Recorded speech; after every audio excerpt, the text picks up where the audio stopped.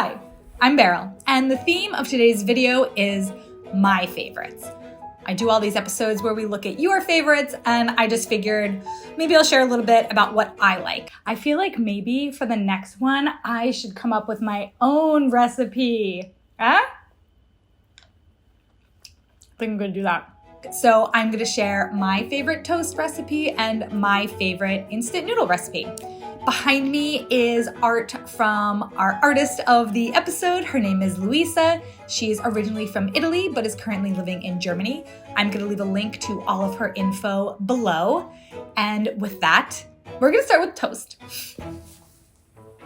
So we're starting with a South Korean inspired toast. You know, the kimchi is really obviously what gives that away. I'm starting with a lightly toasted white bread, and I'm gonna take the kimchi, which by the way, I only buy in 3-pound jugs. It has to be that way. And the key to this is that you're gonna wanna cut it up, because otherwise you'll end up with these like big pieces of kimchi that will kind of ruin the structure of the entire sandwich. This is my favorite type of mayonnaise to use for this. It has just a different flavor than traditional American style mayo. You're gonna put down the kimchi and then cover it with shredded mozzarella cheese and put it in the oven so that everything gets all melty and yummy and warm. I get a lot of comments about cutting my toast, so here's the diagonal cut that you all asked for and a cheese pull. It looks so good. Okay, so I'm not really sure where I first came across this recipe, but it exists and I love it, and I eat this probably, I don't know, often though. I just think kimchi is one of the most perfect foods that exists.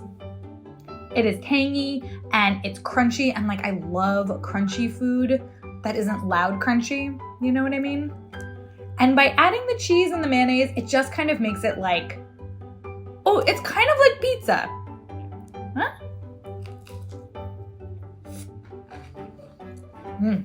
I've made this for Reggie before and he does not like it.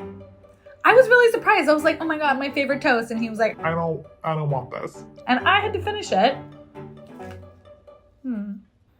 I think I like this so much because it is tangy and it is creamy, so it's kind of decadent, but it's just got like so much flavor. And it's really simple. So you don't really have to do anything. All you need to do is have kimchi and cheese. There's not much prep, you know? And that's what toast is all about. That's why we all love it, because you can have a really satisfying dish in just a few minutes. This is gonna be such a good bite.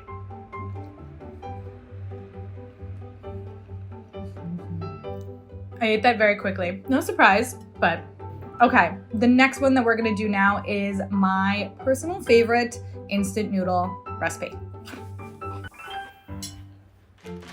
Okay, for my instant noodle dish, these are cold peanut noodles. Obviously, it's all about the sauce here. We're gonna get the noodles cooking. I'm not using the tip over pan. I can't live that life right now. These are mama noodles. These are actually a Thai brand. If you've never had them, they are very, very delicious. I really like them. And okay, they don't fit in the pan, so you know, joke's on me. We're gonna have to break them up. That's okay. Don't forget about these little guys at the end, by the way. All right, we're gonna make the sauce. So you need peanut butter, honey, soy sauce, rice vinegar, ginger garlic paste, red chili, and oil. You're just gonna put it all together and mix it.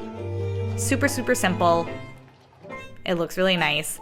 Noodles are done. Here's the thing, you need to drain them, and to cool them down, I run cold water over them. You don't want these noodles to be hot when this peanut sauce goes on them.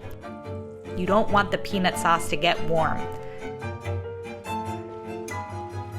Adding a little bit of coriander for a little pop of color. And look at this bowl. It is so beautiful. This was sent to me by one of you guys. Nick, thank you so much. I'm gonna leave your information below.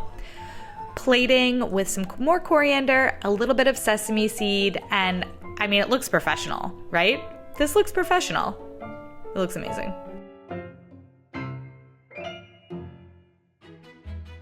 And here is my favorite noodle dish. It's peanut noodles. It's actually a recipe that my mom taught me a while ago. It's something that we always would make. Room temperature, peanut noodles, so good.